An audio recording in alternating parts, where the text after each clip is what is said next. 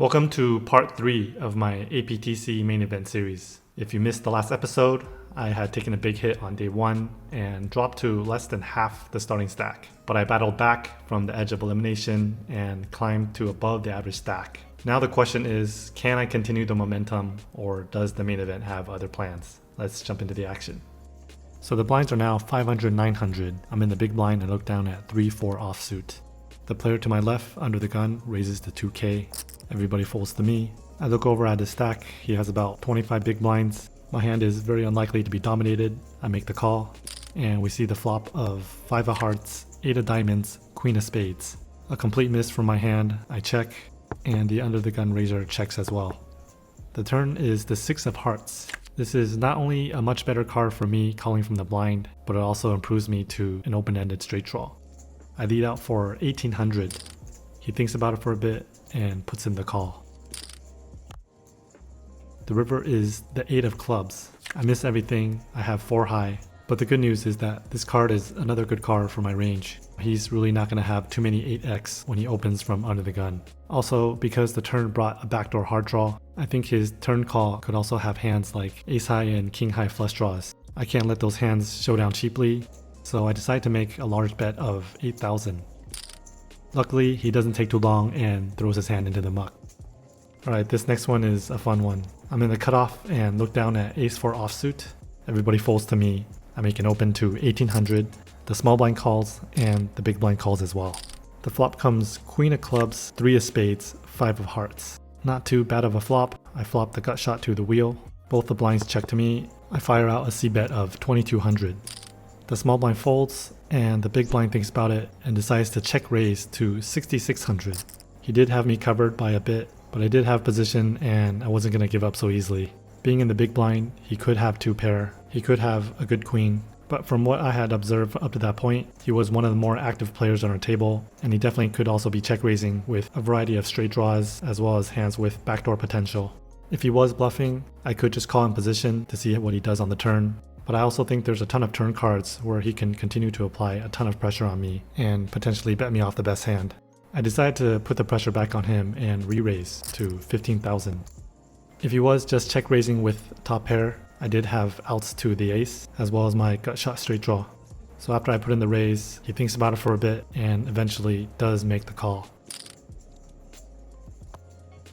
The turn comes the 4 of spades, now putting a backdoor spade draw on the board. It does complete 6-7 as well as ace-deuce, which both make straights, but I'm not too sure how often he would continue against my re-raise with those hands out of position. He checks to me, and here I decided to check behind and see a river, which came the deuce of hearts, now putting a one-liner on the board. I do make the bottom end of the straight, however any 6 makes a higher straight, and now my opponent makes a block bet of only 6k. Obviously I can't raise here, but I'm not folding to this size. I make the call. And to my surprise, he shows the same hand, ace-4. Now seeing his hand, it makes a lot of sense. Looks like we had similar plans with this hand. I'm sure he was equally surprised, but I think we were both content to chop this one up. So I made it to the end of day 1. It's been a long day. And after counting up my stack, I ended up having 118,800 in chips, which is a solid increase from the 50k starting stack. So from a field of 595 entrants, 343 players, including myself, secured a bag, and we'll continue on to day 2. Day 2, brand new table, blinds are 500, 1000, and after a couple orbits went by, I had already knew that this was going to be a tough day. A couple of my 3 bets pre-flop already had gotten 4 bet. They either knew that I was 3 betting light, or both times they just somehow woke up with a hand. But in this hand, I look down and I'm in the big blind with 6-8 offsuit. There's a raise from the player under the gun to 2200, who happens to be one of the guys that just 4-bet me pre-flop. Everybody folds to me, I make the defend, and we go to the flop heads up. It's a beautiful flop as it comes 6 of hearts, 8 of clubs, 4 of spades, giving me top 2 pair. I check it over to him and he decides to check back. Turn is the 8 of hearts, giving me top full house. Here I decided to check again. My reasoning was that if he had a strong hand like an overpair that he was pot controlling on the flop, I thought that if I let out, he would just choose to call. But if I checked again, there's a good chance that he might then fire a bet and then still call a check raise, allowing the pot to be even bigger. And he did decide to put in a bet now for 1400. The trap was set, and now I decide to make a big check raise to 7,000. He doesn't take too long and makes the call.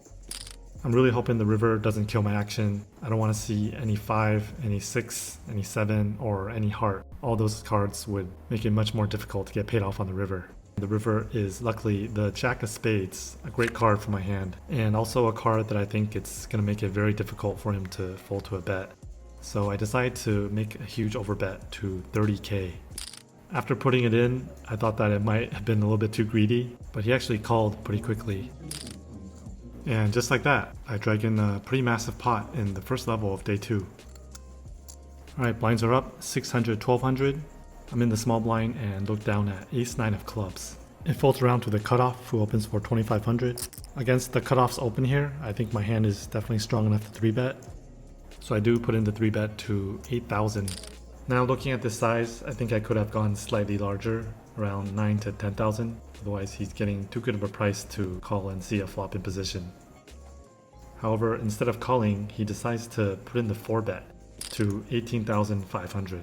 This is not a fun spot. I'm out of position. However, his size is just a little bit over a min raise and we are pretty deep. I do have him slightly covered.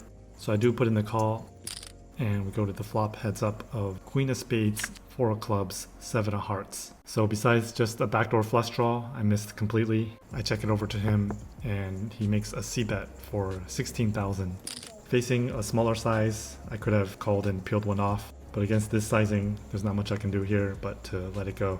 This is kind of the problem with playing out of position without the initiative. Post-flop, it's just really difficult to realize your equity. But at the same time, you can't just fold every time you get 4-bet pre-flop, otherwise players will catch on and start 4-betting you relentlessly if you don't sometimes put up a fight. Next hand, I'm on the button and look down at one of my favorite hands, Jack-10 of diamonds. It folds around to the cutoff to my right, who opens to 2500. Here I think 3-betting or flatting are both okay options. If the player you're facing is more on the aggressive side, flatting makes more sense since you don't want to face a 4-bet with this hand. But I think the incentives to 3-bet include seizing the initiative and being able to play in position with a hand that plays well post-flop. And by re-raising, you're also starting to create an aggressive dynamic against the cutoff, who will be less likely to open in the future due to the fear of being 3-bet, which will then allow you to open a wider range of hands in position. So here I did decide to 3-bet to 6k. The blinds do fold, it gets back to him, and he does put in the call. The flop comes 10 of clubs, 9 of clubs, 3 of clubs. I flop top pair on a monotone board. He checks, and on this board, there's no reason to bet large. If he happened to flop a flush, or if he's holding a large club, he's gonna call up to any large bet. So I decide to size down to 3,300 to try to get called by hands that I'm ahead of. He does make the call, and the turn comes the ace of spades. He checks. I think this ace definitely hits my range more than his, but he also could be calling with hands like ace 10, ace jack with the ace of clubs. I decided to check it back, and the river was the king of hearts. So the 4th club doesn't come in, but there's now 2 overcards to my top pair. He checks again, and I did consider whether I needed to turn my hand into a bluff, but I am still ahead of some pocket pairs like 8s, 7s that he might play this way. I decided to take it to showdown. Luckily I did, because after I checked, he turns over king 10 of spades. So he might have folded the turn, but definitely not on the river. Blinds are up again, 700, 1400. I'm in the hijack and look down at king queen of hearts, another one of my favorite hands. Everybody folds to me. I open it up to 3k. It folds to the player on the button, who makes the call. This is the same player that I had won against when I had the 6-8 and made that big overbet on the river. Both the blinds get out of the way. We go heads up to the flop of king of diamonds, queen of clubs, 7 of clubs. So I flop top 2 pair, another huge flop against this player. I make a c-bet of 3,000. He doesn't take too long and makes the call. The turn is the 10 of spades. Not the worst turn, but slightly worrisome, as his range could definitely consist of ace jack and jack 9. I check it over to him to see what he does, and he decides to check back. I'm a lot less worried about the straight now, as there's 2 clubs on the flop, and it's less likely that he would check back if he did have the straight. The river is the 4 of spades. The front door flush draw missed, It's time to put in a value bet. I can definitely get called by hands like King Jack and Queen Jack. Because of how quickly he called me last time, I decided to go for a larger bet again, this time to 12,000, close to a pot-sized bet. And this time he pretty much snap calls. I guess when he checked back the turn, he had already made up his mind that he was gonna call me on the river. One thing I do find interesting is that sometimes against certain players, just because you've shown a good hand to them before, doesn't necessarily mean that they're gonna believe you the second time. I think there's definitely a certain level of mind games that are involved. You might have to show this player the goods 3 to 4 times before you can start bluffing them.